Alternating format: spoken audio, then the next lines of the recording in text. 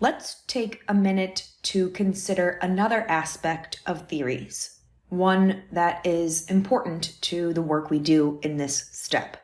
Each discipline has developed a large number of concepts, and these concepts collectively make up the discipline's technical jargon, terminology, vocabulary.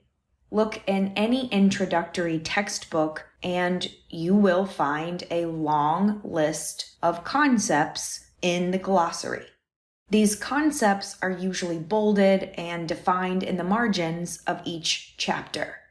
These concepts are the most elementary building blocks of any theory. A single theory, for example, may include a large number of concepts, and a single concept can be found in many different theories. Like theories, concepts can also facilitate making general connections across disciplines. Concepts might help us identify common ground. The concepts of role and gender are widely used across disciplines and tend to have similar meanings. Or concepts might help us identify conflicts or differences between disciplines.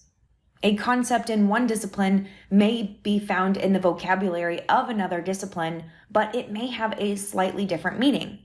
The concept of rational, for example, in sociology, usually refers to values and behaviors that are normative for the group or for society at large. Psychologists use the word rational to describe human values and behaviors as well, but they also use the term to describe human emotions, perceptions, judgments, and so on. So again, it's helpful for us to be familiar with disciplinary concepts as well as theories.